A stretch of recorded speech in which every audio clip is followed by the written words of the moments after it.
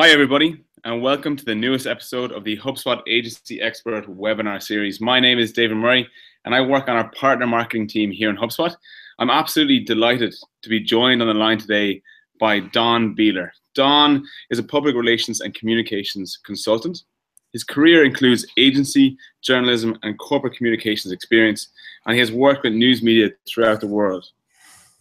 After a decade of advertising and PR agencies in Chicago and Nashville, he started his consulting firm, ABC&D Communications, in 2002. And he's going to be speaking to us today about creating PR plans for agencies that really drive new business. And if at any stage you would like to join the conversation, ask us a question, you can tweet either of us, or you can tweet us at #AgencyExpertSeries. And we would absolutely love if you could get involved. So that's it. And without further ado, Don, it's over to you. Well, thank you, David. I appreciate the opportunity to be part of the HubSpot webinar series to speak today about how to craft an agency PR plan that will drive new business. Having worked in corporate communications, journalism, and for advertising and PR agencies throughout my career, I've had the opportunity to see public relations in action from a variety of perspectives. And it's been my experience that a lot of agencies like to use public relations tactics to create awareness, but few really use PR as a strategic tool to drive new business. By the end of our session, you'll have a framework to put together a PR plan for your agency that not only generates awareness, but also complements your new business initiatives and drives new business opportunities. To get started, I'm going to discuss why public relations is important to your new business efforts, several significant PR trends, and some foundational principles for working with the news media and bloggers. And the reason I'm including these media relations principles is because if you don't have a good understanding of how to work with reporters and what constitutes a good story, it will be hard to develop an effective PR plan that results in meaningful publicity for your agency. And I'm including bloggers in the mix with reporters because nowadays there are a number of blogs that have larger readerships than a lot of papers. So reaching blogs that reach your audience should be part of your PR strategy. Now, with advertising, you control the message, where it runs, and when. With publicity, which falls under the umbrella of public relations, you have no real control over the message, though you can influence it somewhat. But you also have no control over whether your story runs, when it runs, or where it runs.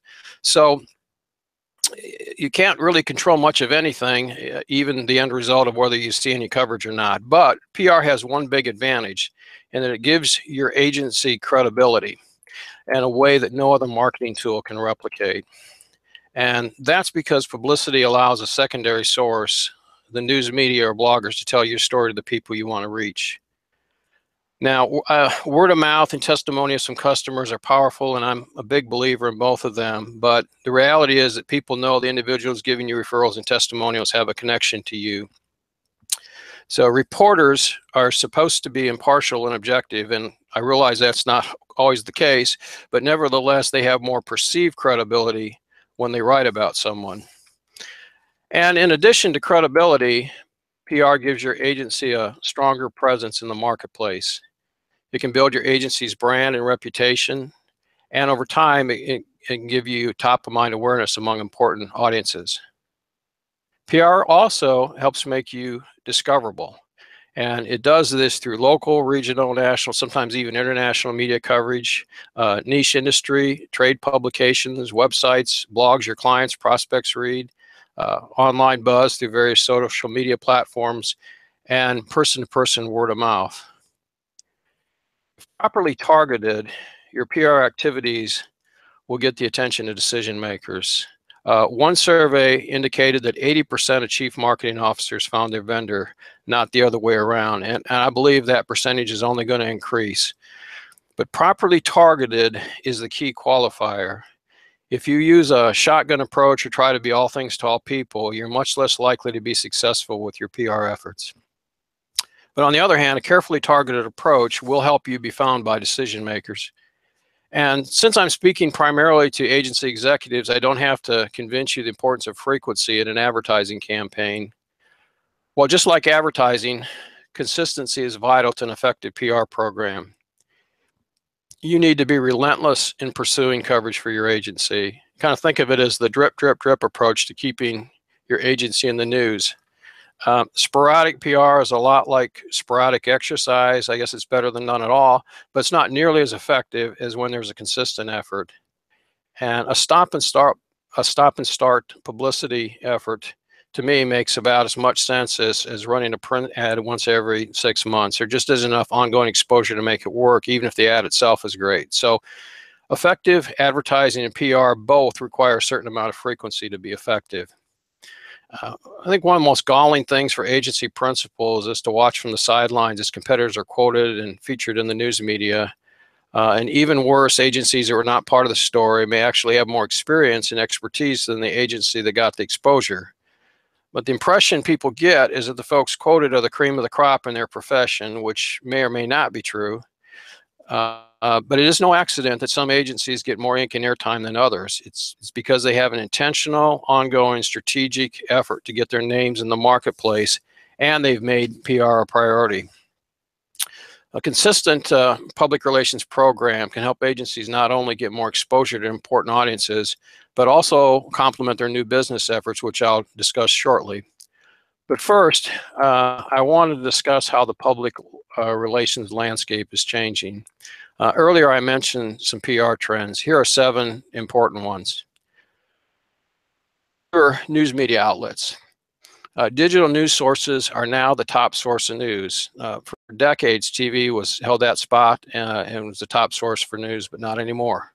A lot of newspapers and magazines have gone out of business in recent years, and the majority of magazines have had a drop in total paid circulation. As a result, many thousands of reporters have left the industry, and newspapers have been especially hard hit through layoffs and closings. So a second trend is that news holes are shrinking, meaning there's less newspaper space available for publicity. Some papers are reducing the number of times they publish, and many publications are shrinking in size as revenues fall. Third trend, which is kind of an interesting one, to me anyway, is that newsrooms are turning to automation to reduce workloads. A growing number of newsrooms are now using algorithms to help them with stories. The Associated Press, for example, now has an automation effort, which is a first for the industry. And AP estimates it saves 20% of the business desk time and now does thousands of automation software stories each quarter. So automation provides new tools for human reporters for discovering and understanding massive amounts of information. Kind of think of how Google search algorithm orders your page of results and how much time that can save you. Interestingly, a couple of weeks ago, I read a news story about how robots have learned how to write fake reviews, sounding very much like humans. So, you know, as if we PR people didn't have enough to be concerned about when dealing with irate individuals writing negative reviews, we now can add robots to that list. A fourth trend is that citizen grassroots journalism is on the rise. And if you're not familiar with the term, a citizen journalist is someone outside of the news business who does the kind of reporting that traditionally was done by professionals. And today, virtually anyone can be an online journalist, and many of them are highly respected by their readers and viewers. Some citizen journalists analyze, report, and disseminate news through their own online outlets. Or citizen journalists may send a photo or video of current news events to news outlets. And as reporting staffs shrink, some papers are using external sources like bloggers and citizen journalists for stories and guest articles as well. A fifth trend is that social media use by reporters is increasing dramatically. No real surprise there, but it is interesting to note that 94% of journalists surveyed in a social journalism study said that they use some form of social media during an average day. The most frequent uses of social media by reporters are: 1, to find sources and network; 2, promote their stories online; and 3, keep up with breaking news. Now note that first one. Reporters are looking for sources through social media, but you need to help the right ones find you. The survey made it clear that experts are a key source of information for journalists. And in fact, among US journalists, experts are cited as the most important source of information, even over public relations sources. And there was this trend prediction from the study. Journalists will continue to rely on experts so they do not compromise their values and views of their profession by sourcing from perceived unreliable sources. Now, noticeably absent from that list on use of social media by journalists is receiving pitches from PR people. However, in a different survey by Cision and Newhouse, 73% of journalists say that they use Twitter, Facebook, LinkedIn, and other social sites to interact with PR professionals. In fact, there was a 2015 report that found that journalists are the largest, most active verified group on Twitter. Twitter is crawling with reporters, is how one PR publication writer put it. So journalists tend to tweet a lot about content they've created and breaking news. So follow them and frequently retweet the ones you'd like to get to know. That's sort of an indirect backdoor way to get their attention and hopefully their curiosity about you without sending them a direct pitch. The idea is to work on developing a relationship with them first. And over time, they may come to recognize you as an expert in the area they cover, which could, of course, lead to engagement. A lot of them have blogs as well. So commenting on their posts, asking questions is another way to get their attention and show them you really know your stuff. I personally recommend this approach rather than using Twitter and other social media to pitch story ideas to reporters. I know some people have been successful pitching reporters on social media, but as a long-term relationship strategy, I think commenting and retweeting are better approaches, at least initially. The social journalism study also found that a majority of journalists, 81%, prefer to be contacted by email. Second choice was social media. The sixth trend is that PR outreachers are going directly to consumers through social media. Social media lets organizations tell their stories without them being filtered through news media outlets, and that is a huge paradigm shift from when I started in this business. One example of how this works, Coldwell Banker and its national PR firm launched a YouTube channel called Coldwell Banker on Location. The company uses the channel to promote educational videos about the housing market and purchase process, as well as house listings. And so Coldwell Banker bypasses the news media and does videos with the CEOs, brokers, and agents talking about what first-time homebuyers should do. Now, the channel is not a blatant promotion for Coldwell Banker, but rather the company focuses on giving consumers helpful information, which of course is the hallmark of effective content marketing. To date, the channel has had hundreds of thousands of views. The weakness to this approach is it doesn't provide the same level of credibility as a favorable news media article or the same reach as a national story. And then the seventh trend, and the last one I'll discuss today, is that bloggers are growing in influence. Most of you have probably heard of the Drudge Report. That's a news blog that surfaced in the early days of the internet and basically came to prominence for breaking stories before many of the mainstream media reached them, such as the Monica Lewinsky scandal in 1998. Former political editor Susan Glasser wrote that the Drudge Report proved beyond a doubt that the old gatekeepers of journalism would no longer serve as the final word when it came to what the world should know. Well, Drudge is going stronger than ever today. In 2015, it was the top referrer of traffic to the New York Times, Wall Street Journal, and Fox News. And in 2016, it was the third most visited media publisher in the United States, which is pretty amazing when you think about it. But blogs rank high when it comes to trust and influence. A UK study found that bloggers have more influence than journalists, celebrities, politicians, or brands, coming in third place behind family and friends. With regard to overall sources for information on the internet, blogs ranked among the top 5 most trustworthy sources. So companies are taking notice and adapting accordingly. For example, rather than using a typical ad campaign and dealer promotion to introduce the Fiesta, Ford Motor Company gave its new subcompact 100 top bloggers to try out for 6 months. And once a month, they were required to upload a video on YouTube about the car, and they were encouraged to talk about the Fiesta on their blogs, Facebook, and Twitter. The bloggers are free to say whatever they want about the car, so there's certainly a risk with this approach, especially if a lot of the bloggers didn't like the car. But it certainly makes for an authentic, no-spin promotion. And companies also have opportunities now to build ongoing relationships with customers and get immediate feedback from them through social media. All that is to say, traditional media outlets are still important. They just don't dominate the way they used to. which means that reporters and bloggers are both important audiences for your PR efforts. So now that you know these trends, you may be wondering what's the quickest way to increase credibility or gain credibility and increase awareness. I believe it's to become a trusted source for the news media and for bloggers. And I'd like to share 3 examples of people who have done this, or in one case an agency, but the other 2 I'm going to share are individuals. In the 1980s, an astronomer named Carl Sagan knew how to work the news media and communicate difficult concepts in clear, simple language so that ordinary people could understand what he was saying. He wasn't a particularly distinguished astronomer, but he knew how to communicate and he knew how to work the media. He was a frequent guest on The Tonight Show and the Cosmos TV series, and he was known for his billions and billions of stars phrase.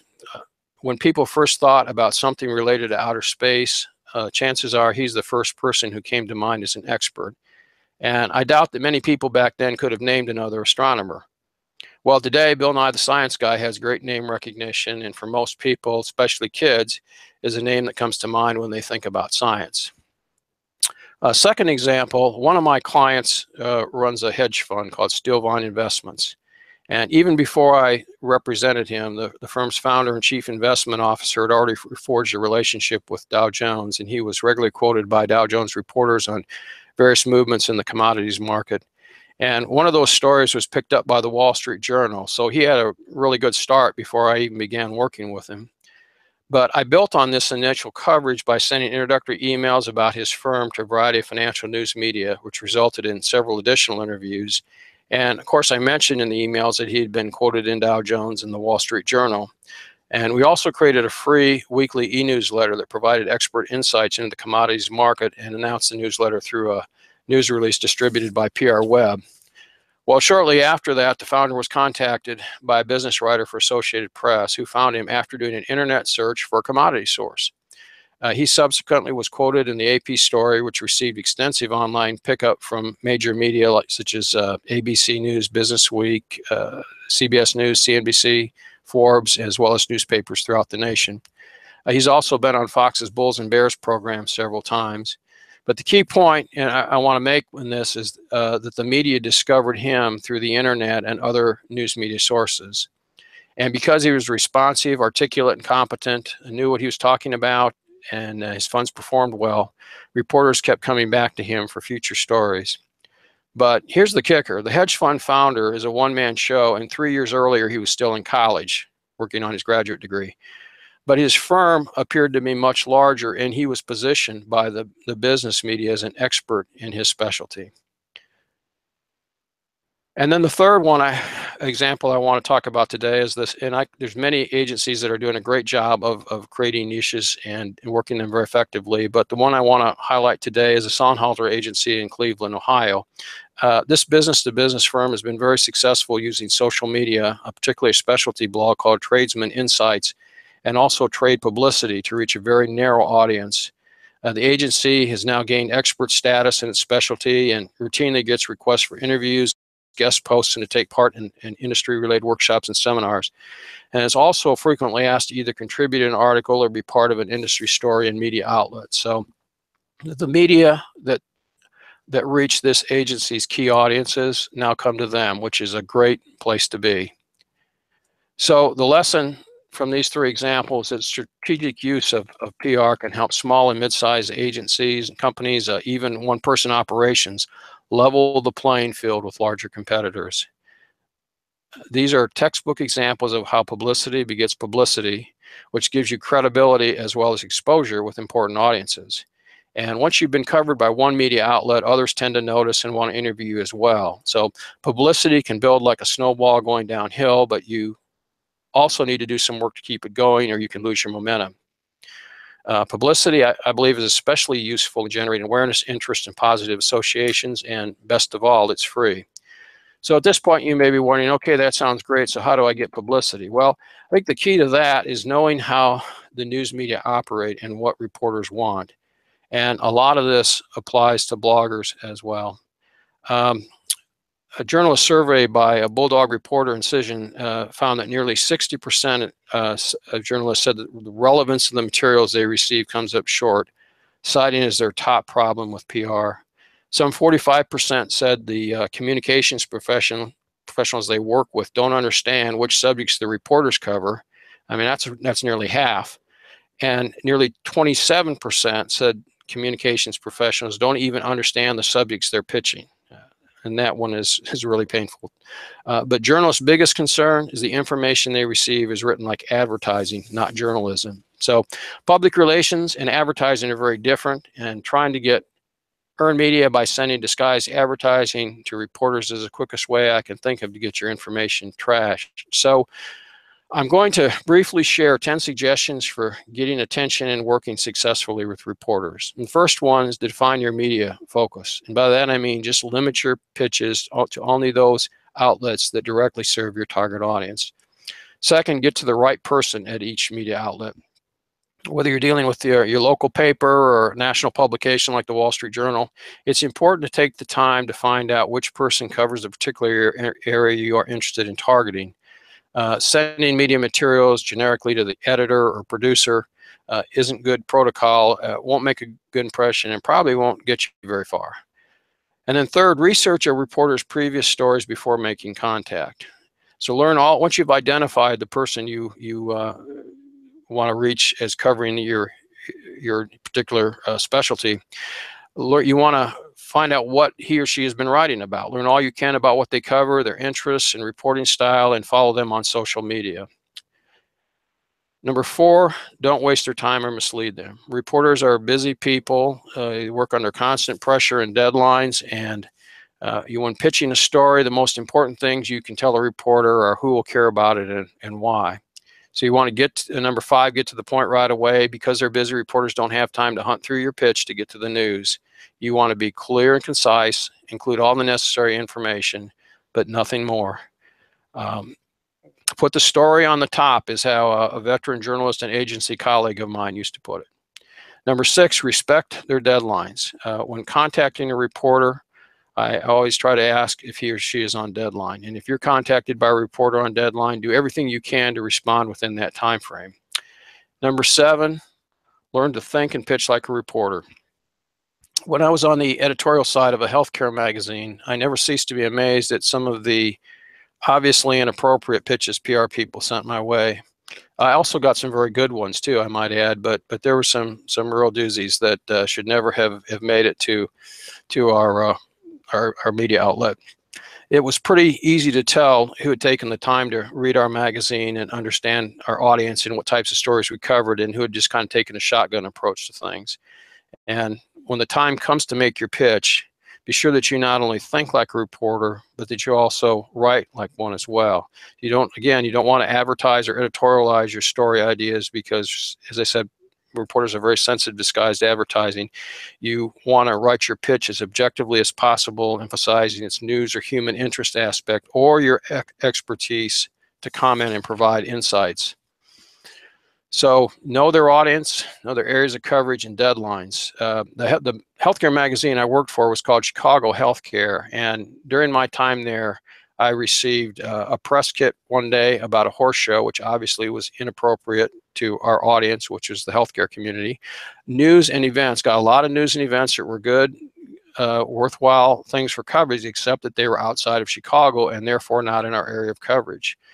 One day I received an expensive looking press kit from the Chicago office of one of the largest PR firms in the world. The press kit was about Mental Health Month, which is in May. It arrived 2 days before our May issue went to print, so we couldn't use it. It was very poor timing. The agency obviously hadn't researched our deadlines. Also, keep in mind that the reporter has to sell the story to his or her editor. So along those lines, number 8, you want to make their jobs easier. So the more you can provide reporters with factual, relevant information that is meaningful and targeted to the audience, the more likely they are to take you seriously, the better ability they have to sell the story to the editor and ultimately provide coverage. And even if it doesn't work out on your first pitch or second pitch or third, when they see pitches from you in the future, they'll at least know that you're credible and more likely to give you serious consideration. But they don't all work out, and that's something to understand going in, because even sometimes you can have what you consider to be a really good pitch, and for whatever reason, it isn't picked up. But you just keep trying, and you keep trying to find pitches that are suitable to their outlet, and eventually you will likely have success. Number 9, customize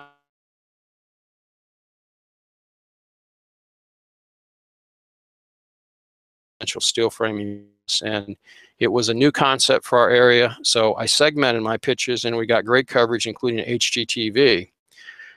To our local business journal, I emphasized the entrepreneurial side of her business. To our local paper, I got a front page feature story that was part of a broader article about alternative materials in housing.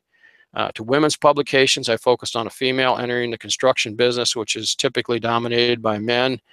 And to her hometown paper, which also ran a front page story, I pitched a local lady makes good angle and tied it to an award she'd recently won. And then the last tip for today is number 10, know what makes a good news story. So the real test for this is to put yourself in the reporter's shoes and ask, would this story be interesting to my office and to my audience? If the answer is no, you want to rethink your pitch. Because your pitch has to pass the so what factor. It has to be timely and relevant to their audience, and a local story that ties in with the national issue or trend is particularly appealing. For example, reporters in cities throughout the United States now have been doing stories about how local volunteers are organizing to go to Texas and soon Florida to help with flood relief. They also have been doing stories about how XYZ company is collecting donations to help with the disaster. So these are examples of local angles tying into a national story. And as a side note, over the weekend, I saw a story on Fox News about the need for having a pre-packed go bag for emergencies like hurricanes when you need to leave suddenly. And the story talked about essentials you need to pack and the type of bag you need for emergencies. Well, if you had a client that manufactured bags like that, you would want to be sure to try to work them into the conversation with the media. So now that you have a good overview of how to work with reporters and what constitutes a good story from their perspective, here's the hard part: finding ways to keep your agency in the news, and preferably in a positive way, because I found it's all too easy to get negative coverage. You don't have to work very hard to get that. My first job in communications was with an international nonprofit organization, and I was blessed to have a terrific mentor. He was a former newspaper editor, kind of took me under his wing and really taught me the business, taught me how to write for reporters and work with them. And we had a small staff, and typically we were overwhelmed with requests and things to do. And frequently we were putting out fires. So we did very little actual media pitching, except for some of the large events we held. My idea of media relations at the time was when the phone rang, we answered it. And if it was a reporter calling, we did our best to be helpful. Well, when I went to work for a large PR firm, I was immediately introduced to the concept of generating publicity for our clients by coming up with ideas and angles for what would hopefully be positive coverage. And by the way, clients expected ongoing coverage, so we sometimes had to be creative in coming up with story ideas and news angles. So this is not by any means an exhaustive list, but just here are some possibilities of publicity topics for you to start thinking about for your agency to help keep you in the news. Commentary about marketing trends and current issues. Sponsorships you may be involved with. For example, I think especially if it's tied into your specialty, your area of specialty, a bookstore promoting a literacy program makes great sense. Community involvement, events, new clients, employees, awards, publications, new services you may be offering, office expansions, mentoring programs, pro bono work, guest columns in the local paper or business journal, articles in relevant industry publications, and human interest stories about employees, unusual hobbies they may have, the community involvement, they're involved in any kind of humanitarian work. For example, a while back, our local paper did a story about a real estate agent here in Nashville who gives a portion of his commission for every house sold to sponsor impoverished children in developing countries. Well, at the time the story was published, he was supporting 53 children in 19 countries. And sometimes great feature stories like this get overlooked internally. People don't even think about the value that they could have as a local story in the paper or TV. But not only was this good publicity for the real estate agent, but also for his, of course, for his company. And, if I were looking to buy or sell a house, after reading that article, he's someone I'd like to do business with. So now that you have, some good story in mind, it's time to think about making contact with the news media to tell your story. So first thing you want to consider is, how do you do that? Through a pitch letter, a media advisory, or a news release? Well, when there's news to share, word out through a news release or a press release, which is the older but more commonly recognized term. The problem with news releases is that reporters get so many of them, they can be easily overlooked. They're impersonal and overused. So sometimes a short, engaging pitch letter is a better way to get attention. And a pitch letter is simply a letter sent to a media representative that tries to sell an idea and invite them to do their own story about it. And the great thing about a pitch letter is that it's much more personal and customized than a news release. It's less formal. It gives you an opportunity to kind of grab the reporter's attention with your opening sentence or subject line, and you can be creative with it. A media advisory is used when you want to invite reporters to attend a news conference or event. It has the traditional kind of who, what, where, and when format.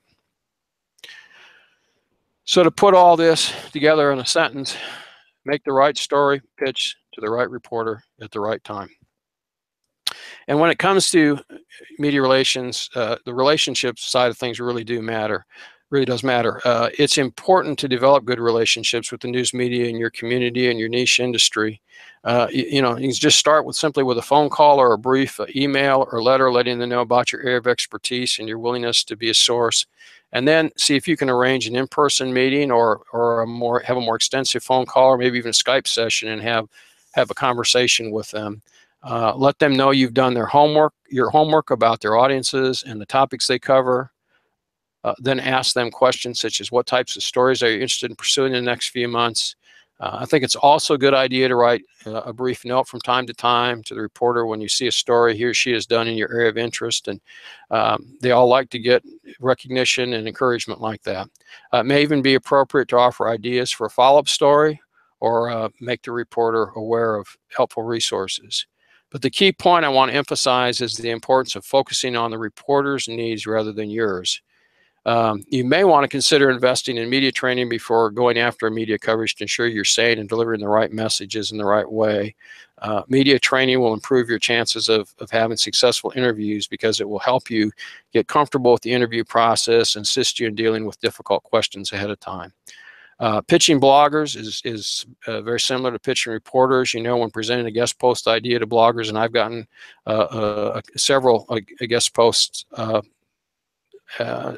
pitches my way, and some of them were very good and very targeted, and others were just outside the area of my blog's coverage and interest. So you want to do your homework. You're going to become familiar with the blog style, personality, and content.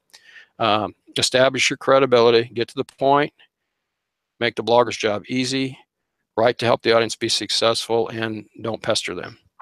So with that background, let's turn to the reason you're attending this webinar today, which is, how to create a PR plan that drives new business. Well, the information we've covered is important to know before you develop a PR plan, but now it's time to apply this knowledge in a way that will help you generate targeted coverage and procure new business. So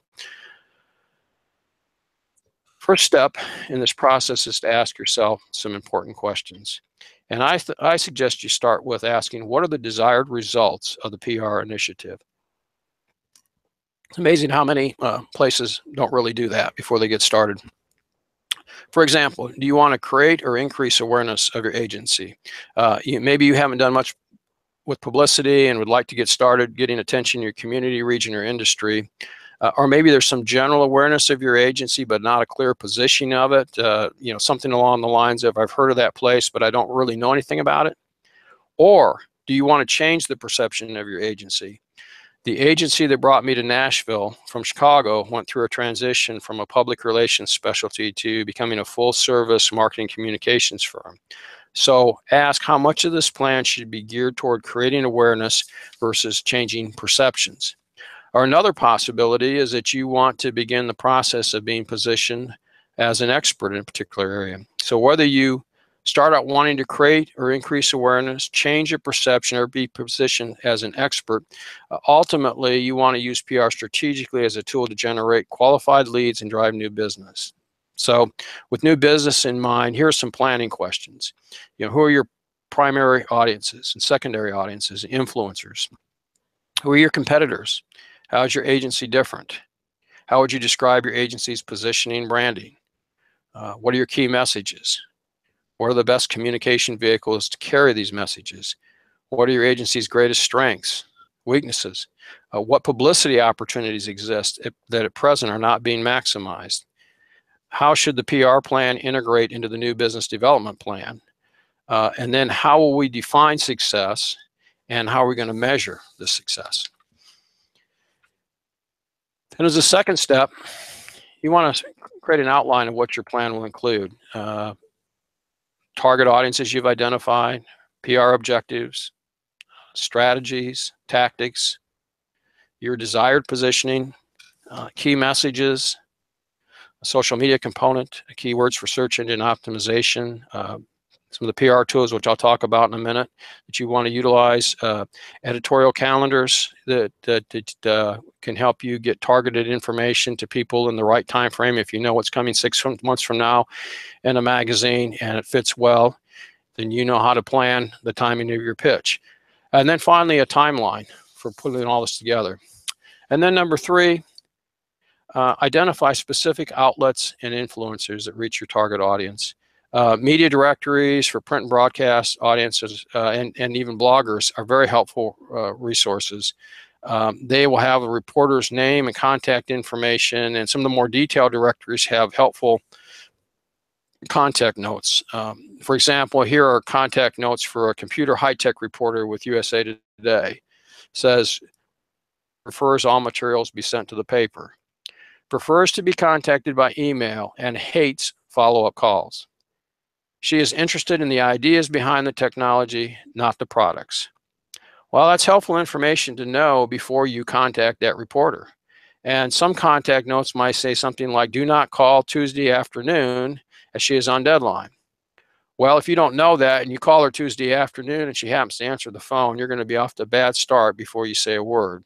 So from these resources, you can develop news media and blogger lists. And then as a 4th step, you want to take a look at your current relationships and opportunities. And we talked about that a little bit, but thinking about the sponsorships you're involved with, or partnerships, charitable events, and community involvement, speaking engagements, any kind of agency news. And then take a look at the PR tools and vehicles that are available to you. And I'm going to talk about a few today. I think one of the very best ones for PR people is social media. A specialty blog and Twitter are both effective ways to reach new audiences, speak directly with clients and prospects, and develop expert status on a particular topic. Facebook can also be used to give kind of a more informal look into your agency and its people. Your blog can position you as a thought leader in a particular area. I believe that becoming a thought leader to a specific target audience is one of the best ways to build your brand. You can also further the reach of your blog through Twitter or Facebook, YouTube, if you do podcasts, things like that. So another great tool that I've used with agencies that I've worked with and over the years is surveys. And I will just share one quick example of the Career Builder Dunkin' Donuts joint survey. They surveyed 4,700 U.S. employees to see which jobs had workers consuming the most coffee. Well, there's not a real hard news story, but it's a little entertaining and interesting, and it got a lot of attention for both companies. And the release of the study coincided with International Coffee Day. And if you're curious, it turns out that marketing and PR professionals rank number 2 in overall coffee use, just behind scientists and lab technicians. But surveys can be great attention getters. Media love them, and you don't have to spend a lot of time and money to conduct one and publicize the results, nor do you have to be with a big company to get noticed. So in addition to gathering opinions and data through your blog or Facebook, SurveyMonkey, for example, is a cost-effective, easy-to-use polling tool. I actually started my blog after seeing the results from one of my colleagues' online survey of 300 ad agency executives. And one of the questions he asked was, which service would they most like to outsource? Well, new business came in at number 1, but right behind it was PR at number 2. You also want to look for opportunities to share your agency survey results, maybe on your agency blog, social media, through an article you could write for a trade publication or or your local business journal, via news release distribution sites, or by pitching them directly to reporters and bloggers as a trend story. And if appropriate, try timing the release of your to a relevant holiday observance of some sort for added news value. Think about the way Dunkin' Donuts tied it in with International Coffee Day.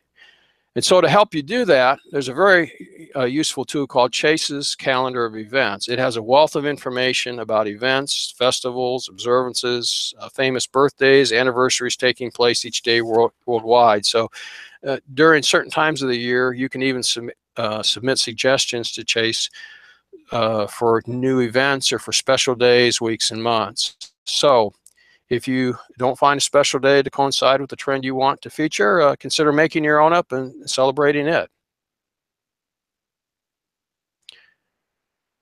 Here are 3 tools or services really that bring interview opportunities to you. The first one is Help a Reporter Out. This is a free newsletter that's emailed up to 3 times a day to subscribers. It contains dozens of leads from reporters seeking sources for stories. The leads are organized into categories: business and finance, health and fitness, lifestyle, technology, so forth, with specifics about each story, what information the reporter is seeking, and contact information. Radio Guest List is also it's a free service that matches guests with expertise on particular topics with the hosts who want to interview them.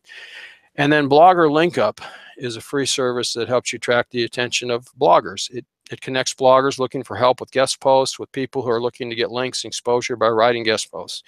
And there are also opportunities to have products reviewed by bloggers, to get in touch with bloggers who do interviews and need sources for stories. You can use Google Alerts as a very effective PR tool to comment on trends or breaking news. One of the easiest ways to get publicity is to be able to comment on what's already in the news. One PR agency I read about advised a client with expertise about animal behavior. They advised the client to use Google Alerts to learn when a dog attack story hit the news. The agency told this guy that whenever a kid gets attacked by a dog somewhere in America, contact the newspapers, radio, and TV shows in that city immediately and let them know that you can comment on why it might have happened and how this attack could have been prevented.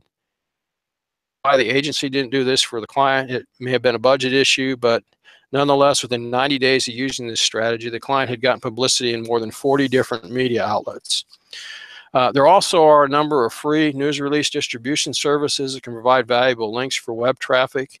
Many have options that start at a few dollars will give your release some more distribution bells and whistles. And these free services typically will publish a release on their website with very limited distribution unless you spend some money with them. But they do help generate traffic and readership and raise your agency's visibility when people do internet searches on related topics. And of course, there are a lot of paid news release distribution services as well. PR Web is a very effective and economical online news service, and I've used it many times. And one of the things I like about it is that it recommends relevant content to bloggers as they work on posts. Of course, some of the other better known ones, there's PR Newswire, Business Wire, and quite a few others. And then the 6th step, you kind of pull everything together and create a plan of action with a timeline. I really believe you need to put your plan in writing because a written plan gives your agencies focus by creating a roadmap to where you want to go.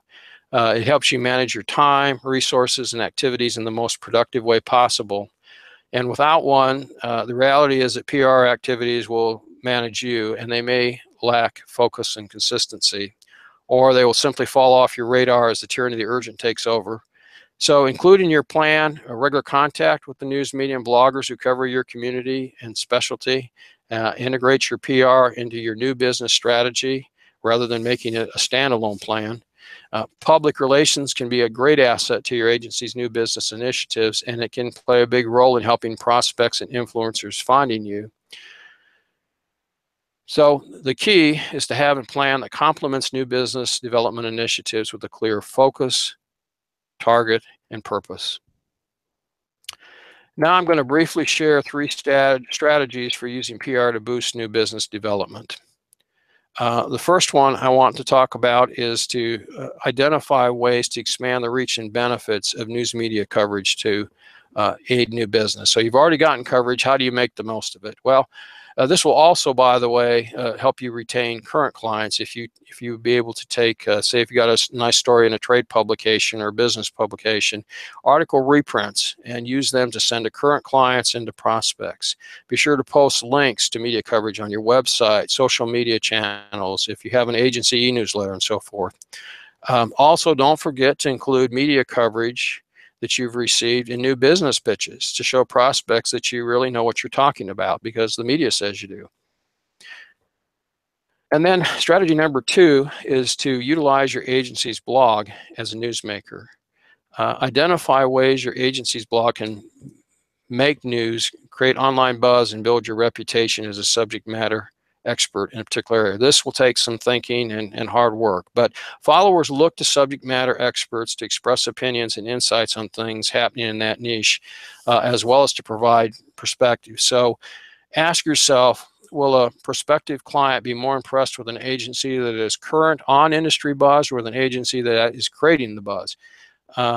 Your agency blog should always focus on good, relevant, original content and avoid blatant self-promotion, of course. But when it comes to content marketing, I try to follow the same basic rules as working with journalists, as well as make sure that you avoid hyperbole, puffery, platitudes, kind of vague generalities, and writing like an advertising copywriter. And the third strategy I would like to suggest to you is to consider writing a niche book. And this one may surprise you, but I think it is a very good strategy for new business. In fact, writing a book may well be the best new business investment you make all year. I say that because writing a book enables you to share valuable lessons and insights. It positions you as a subject matter expert. It increases your visibility, helps market your agency, and these niche books are the new calling cards for many agencies. So agency principals know a lot, and they have plenty of valuable insights worth sharing. For those who dislike writing, should not let that discourage them from pursuing a book, because there are some very talented ghostwriters around to help. A good ghostwriter will ask probing questions, serve as an objective sounding board, and essentially distill the essence of your thinking into clear, lively copy that keeps the readers engaged. And the nice thing about a book, it also gives you material to repurpose for blog posts, e-newsletters, industry articles, and so forth. Or you may already have some good material on your blog that could give you a jump start on your book's content. But either way, imagine how impressive it would be to conclude new business presentations by giving prospects a signed copy of your new book. The book pictured on this slide is one that I wrote with a client. He's actually a very interesting guy who started out as a heating and air conditioning repairman. And believe it or not, he learned the mergers and acquisition business by reading the Wall Street Journal. I know it sounds incredible, but it's absolutely true. He made a fortune buying failing companies, turning them around, and selling them, hence the title, Life in the Turn Lane. Well, this book told his story, what he learned in his mergers and acquisitions career, and shared advice for other up-and-coming entrepreneurs. And one of the ways we use this book was as a new business tool for prospects. So it certainly made him stand out and enhanced his personal brand as an expert in the turnaround business. I also would submit to you that not having PR capabilities may cause your agency to miss out on new business opportunities. If you put yourself in a prospective client's shoes and two agencies are perceived as equal in capabilities and service, but one has PR and the other doesn't, if you were the prospect, which one would you choose? Having sophisticated PR capabilities can give you an important edge when making a new business pitch, because you can't have a truly integrated marketing communications campaign without a PR component to take advantage of publicity opportunities. So PR helps you maximize exposure for your agencies or your clients' good deeds. You need to be proactive on this. For example, a feature story that runs in a client's internal newsletter or posted on the company's website could be pitched to a broader audience through print and broadcast news media. Remember my example of the real estate guy, the real estate agent who supported poor kids. If your agency isn't able to do this for a client, the client may hire a PR firm separately for this service. And if that happens, you lose potential revenue and may ultimately lose the account as the PR firm works to woo the client to handle services you currently provide. So to summarize, here are a few key points to remember. Public relations can enhance your agency's credibility, build your presence in the marketplace, make you easy to find, and get the attention of decision makers. Consistency is vital for PR agency success. Becoming a trusted source is the quickest way to increase awareness and gain credibility. And a successful PR plan is strategic with a clear focus, target, and purpose. Another thing I would mention is that PR can extend the reach of agency advertising and make it more effective. So in closing, I want to stress that there's a difference between generating awareness and using PR as a key component to your new business plan to drive sales. Using PR to generate awareness is valuable, but PR for agencies should be more than just building awareness. Otherwise, you're shortchanging its value. PR can do so much more for you and for your agency if used strategically for new business. Public relations can help you drive sales, get discovered by prospects, and retain existing clients. So I hope this has been helpful. I appreciate your time today. I expand on many of the topics we covered and other PR subjects on my blog, which is donbeehler.com. Here's how you can reach me through phone or email. I also have a paper I wrote called 3 Steps to Maximize Your Agency's PR for New Business Success. If you'd like a copy, just email me at don@abcdcommunications.com, and I'll send you the paper for free. So I believe we have a few minutes left if there are questions about anything I covered. Fantastic. Thank you very much for that brilliant presentation, Don. I'm sure our listeners will agree on the line that there's a huge amount of actionable and really helpful insights that have you can draw out of that presentation, and they can go away and apply to their own marketing efforts. So we've been getting a couple of questions, and at this point, I'd like to encourage anyone who has any further questions to tweet us at #AgencyExpertSeries, because now is the time. So Don, if you don't mind, we might go over 1 or 2 of those questions. Sure. Yeah, so we have a couple of agencies listing at the moment, and in particular, some small or even newer agencies. And what advice would you give brand new agencies who want to get started with their PR strategy? What is the key couple of things that they should be focusing on?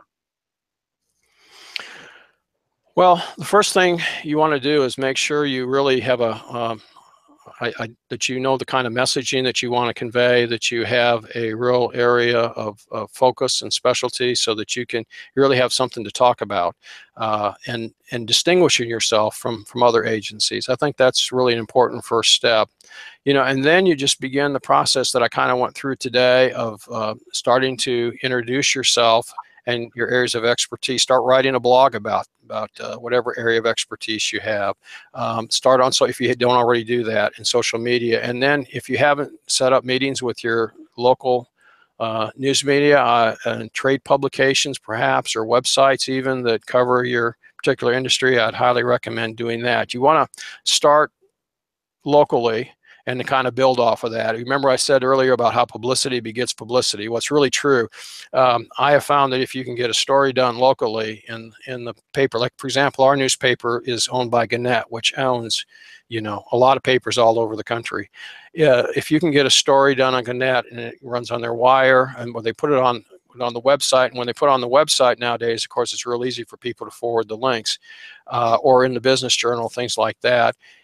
All of a sudden you kind of pass that test, that first test. The media has sort of given their blessing to you as someone who knows this particular area, and they've written about you, and so therefore you must know what you're talking about. And then that you can use that to build on going after larger media outlets.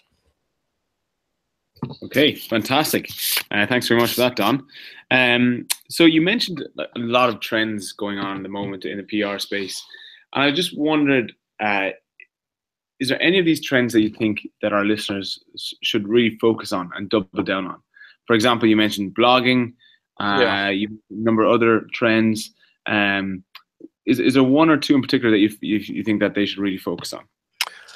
Well, I really think, nowadays it's really important to find out bloggers that are covering let's just say you've got a specialty and whatever it might be, find out who the bloggers are who are covering that and writing about that, because you're going directly to your audience. The thing with the news media, for many years people use the news media, and they would filter out what, and they would report the story the way they wanted to, and you may or may not get your messaging across or get it across the way you'd like. Well, nowadays you have more opportunities to go directly to the people you want to reach, which is a great place to be, and it really empowers the consumers, empowers the individuals and agencies. So I think, blogging is a very important thing for you to be doing as an agency, and being active on social media, but also then connecting with other bloggers and finding out people who are covering your area of interest and try to network with them as much as possible. So that would be one trend that and again, I don't want to give anyone the impression that the traditional media is not worth pursuing. That's certainly not the case. They still are very powerful and still can help you with your message and get it out very broadly, especially national media.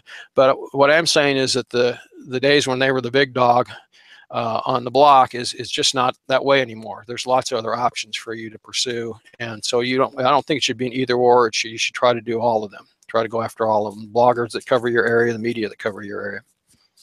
Yeah, I would definitely agree, Don. I think that point you made about getting external bloggers who are experts in the area to blog about you or to guest blog can also help your SEO for your website on a site. Absolutely, yes. With those links coming back to your website, I think is a great additional benefit to having other people blog about you.